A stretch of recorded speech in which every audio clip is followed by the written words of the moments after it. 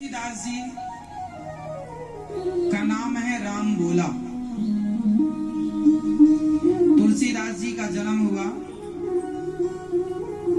1554 में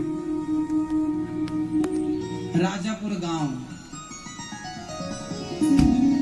जन्म लिया, जन्म लेते ही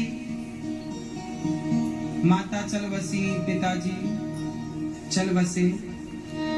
गांव के लोगों ने कहा कि ये तो बड़ा अच्छा बालक नहीं है, इसने तो जन्म लेते ही अपने माँ बाप को खा लिया, मतलब अशुभ बालक है, माँ बाप मर गए इसके। तो उसे गांव में कोई एक अम्मा थी, वो उन्हें रोटी देने लग गई। कुछ दिन बाद वो भी मर गई। अब तो गांव के लोगों को लगा कि जो इसे रोटी देगा वो मर जाएगा। अब ये हल्ला फैल गया कि जो इस बच्चे को रोटी देगा, जो इस बच्चे का पालन पोषण करेगा, ये अशुभ बालक है। ऐसी भ्रांति हो गई, भैया कोई रोटी नहीं देता। सबको जान प्यारी है कि ये बालक को जो रोटी देगा मर जाएगा।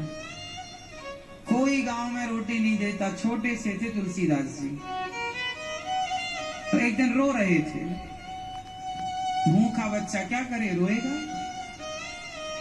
तब माता सीता, माता लक्ष्मी सुंदर सा रूप बनाकर आई, भोजन लेकर आई और रोज वो उन्हें पालन किया करें, खिलाया पिलाया करें। तुलसीदास जी ऐसे, उन्हें पता नहीं कि ये जो माँ है ये साक्षात लक्ष्मी जी हमारा पेट भरने आती हैं। वो तो एक सामान्य स्त्री की तरह देखते, माँ है चलो। कुछ दिन बाद थोड़े जब समय हुआ, वो बड़े हो गए, तो अपना कुछ कमाते, कुछ भिक्षा मांगते और खाते। अब माता जी आना छोड़ दी, तू बड़ा हो गया, छोटे थे ना तो पालन किया, बड़े हो गए हो, चलो करो अपना। तुलसीदास जी को कुछ दिनों के बाद विवाह हुआ। बड़े ज्ञानी हो गए तुलसीदास जी, पढ़ लिख गए तो योग्य हो गए। लोगों को लगा बच्चा पढ़ लिख गया है, योग्य लड़का है, तो किसी पिता ने अपनी बेटी दे दी और तुलसीदास जी का विवाह हो गया। पहली बार तुलसीदास जी को प्यार मिला। प्यार समझ में आया कि प्यार किसे कहते हैं। लक्ष्मी जी तो आके प्यार से खिला पिलाकर चली जाती थी, इससे ज्यादा नहीं। आज पत्नी को देखकर, पत्नी से मिलकर, पत्नी को बगल में बिठाकर उन्हें ऐसा लगा कि कोई अपना है और उन्हें बहुत अच्छा लगा। तुलसीदास जी अपनी पत्नी से पहली बार में इतने अटैच हो गए, इतने आसक्त हो गए कि अब ऐसा लगता है कि यदि एक पल के लिए इससे अलग होऊंगा तो प्राण निकल जाएंगे। इतना प्रेम हो गया। पत्नी के साथ वो रहने लगे। दिन भर वो पत्नी को ही देखते रहे, पत्नी के पास रहे, थोड़ा ले आए कमा कर दे, पत्नी बनाकर खिलाए, बस दोनों मस्त रहे। एक दिन तुलसीदास जी कहीं गए थे काम में, गए होंगे कहीं गांव में किसी काम से। तब तक उनका भाई आया और भाई आके बोला, सुनो बहन, तुम्हारी माँ बहुत बीमार है, हमारी माँ बहुत बीमार है, चलो।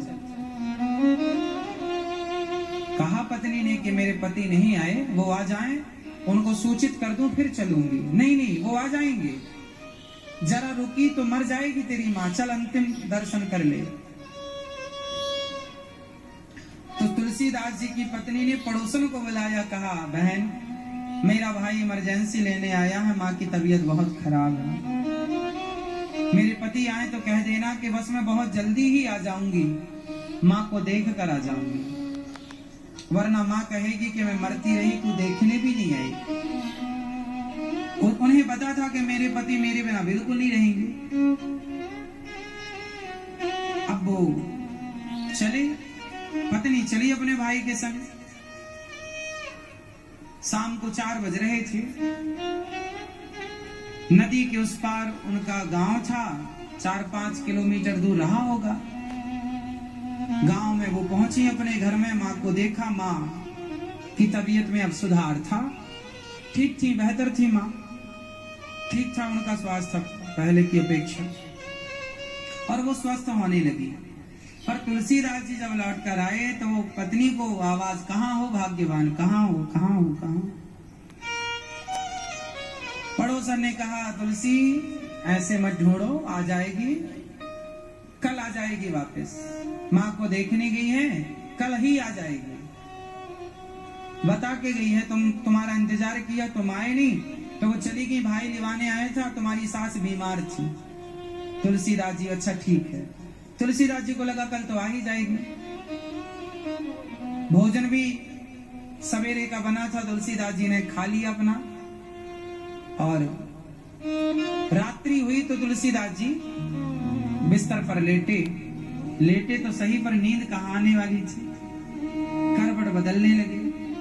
पत्नी की याद इतनी आई, कहा क्या करूं, कल तो आ ही जाएगी। पर उनको लगा पता नहीं पत्नी कल आएगी और कल ही नहीं आया तो। तुलसीदास जी को लगा कि कल ही नहीं आया तो जब कल ही नहीं आएगा तो और पत्नी कैसे आएगी, कल तो आ ही नहीं रहा है।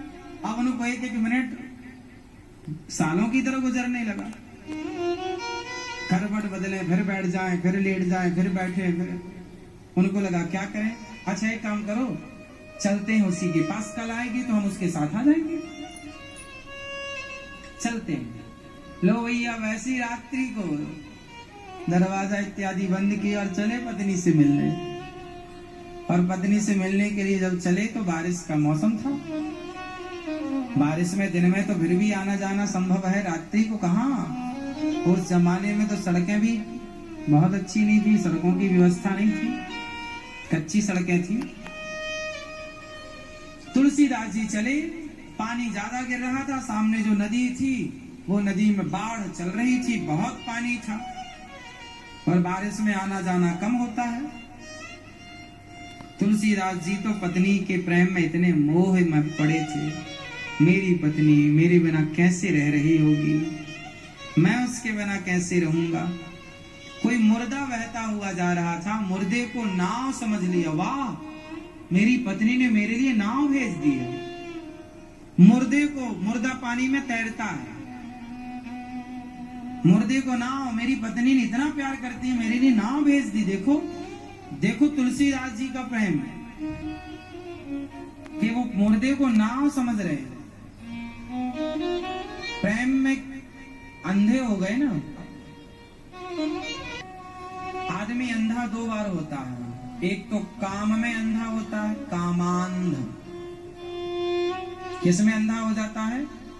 और यहाँ तुलसीदास जी भी अपने पत्नी के मोह में अंधे हो गए। और अंधे जब हुए तो उन्हें ये नहीं पता लगा कि ये मुर्दा है कि नाव है, समझ कर नाव पार हो गए।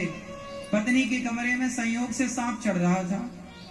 तुलसीदास जी को लगा पत्नी कितना प्यार करती है, मेरे लिए रस्सी डाल रखी है। सांप को रस्सी समझ लिया और रस्सी समझकर सांप को पकड़ के चढ़ गए। पत्नी के कमरे में पहुंची, पत्नी को जगाया, भाग्यवान मैं। पत्नी डर गई, कौन? अरे मैं पति तुम्हारा। तुलसीदास जी ने परिचय दिया, मैं आपका पति, तुम्हारे बिना रह नहीं पाया। स्वामी जी आप रात को यहाँ कैसे, नदी कैसे पार करी? बोले तुमने नाव तो भेजी थी। वो कमरे में कैसे आए? बोले तुमने रस्सी तो डाली थी। कहाँ रस्सी? बोले ये है, देखो सांप, लाठी से गिराया, सांप था, वो चढ़ रहा था। पत्नी ने कहा मैं समझती थी कि आप मेरे से बहुत प्यार करते हैं, लेकिन आपको इतना मोह है मेरे से, मैं आज देख पाई। तो पत्नी ने झल्लाते हुए कहा कि प्राणनाथ, पत्नी से प्रेम करना, मोह करना बुरा नहीं है, हर पति का होता है, हर पत्नी का होता है, पर इतना भी नहीं जितना मोह आपका हमसे है।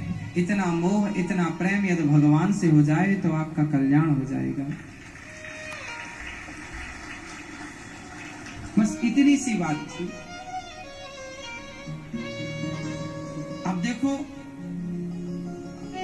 तुलसीदास जी की पत्नी ने तुलसीदास जी को डांट दिया, हाँ या ना? बोलो हाँ। की ना डांटा कि जितना प्यार हमसे करते हो इतना। अच्छा ये बताओ, आपकी पत्नी ने आपको कभी डांटा कि नहीं डांटा? तो आप तुलसीदास क्यों नहीं बने? हम बस यही बताने के लिए आपको पूरी कहानी सुनाए कि ऐसा नहीं है कि आप लोगों को समाज से ठोकर नहीं लगती, आप लोगों को भी समाज से ठोकर लगती है। आपकी भी पत्नी आपको डांटती है, आपके भी भाई लात मारते हैं, जैसे रावण के भाई ने विभीषण को लात मारा। आपको भी ठोकर लगती है, पर किसी ने ठोकर खाकर ठाकुर को पकड़ लिया और किसी ने ठोकर खाकर ठाकुर को नहीं पकड़ा, उन्हीं ठोकरों के दलदल में पड़े रहे।